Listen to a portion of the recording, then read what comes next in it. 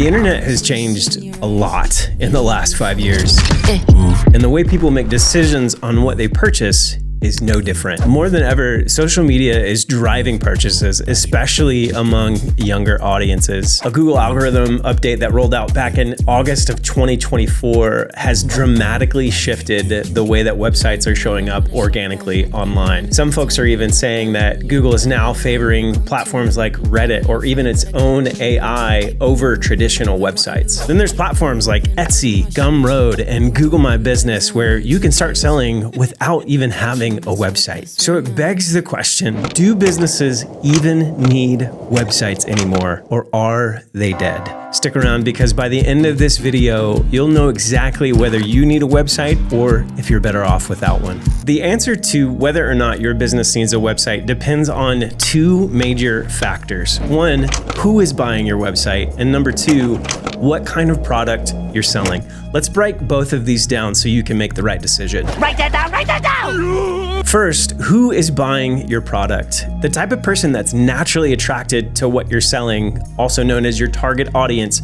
plays a massive role in whether or not you need a website. For example, many younger people actually rely on influencers to make purchasing decisions. One study actually found that Gen Z makes almost half of their online purchasing decisions based on social media alone.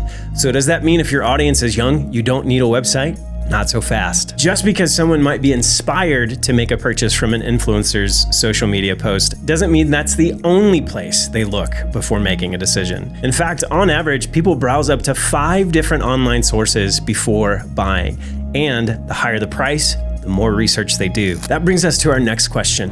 What type of product are you selling? There's a big difference between impulse purchases and considered purchases. Impulse purchases are small, low-cost items, and they thrive on social media and influencer marketing. Higher ticket products or considered purchases require research, reviews, and price comparison. A study from GE Capital Retail Bank found that for purchases over $500, most people start their research online, but not on a company's website. They actually start with search engines. Then they check reviews, they compare prices, and then only after all that, visit the brand's website. On average, this research process can take anywhere from 40 to 157 days, and they're not just looking at one source. So if you're selling a higher price product, you've got way more convincing to do. Here's the big takeaway.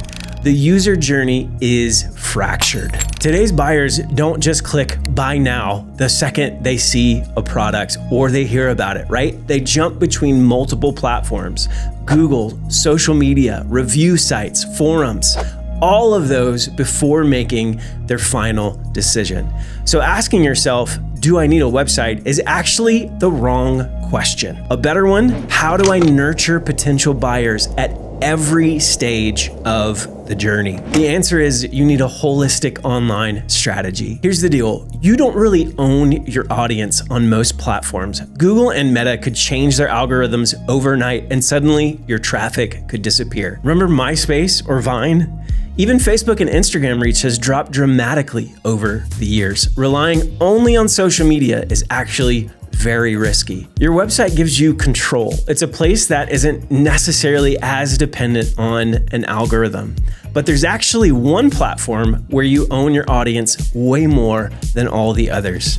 I'm talking about the old inbox, aka email, and it's still one of the most reliable ways to connect with your target audience. Unlike social media, where reach is dictated by an algorithm, email lands directly in your audience's lap. And studies consistently show that email marketing outperforms social media when it comes to conversions.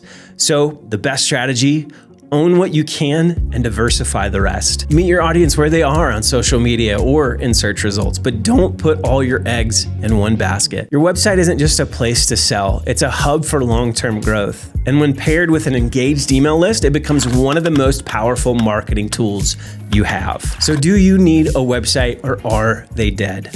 The answer is Maybe. maybe not. And this is coming from somebody who actually builds websites for a living. Don't let not having a website hold you back from starting your business. There's so many online tools for you to be able to market yourself and sell your products or services without having one. But if you want to get really serious about building a business, you're going to have to build a website at some point in time. Businesses that survive online today aren't just relying on one strategy or source of traffic. If you do decide to build a website, you should definitely check out this video on 6 essential things to include so you don't miss your customers. Hey, if this video was helpful, be sure to like and subscribe so you don't miss any episodes. Thanks for watching, and we'll see you next time.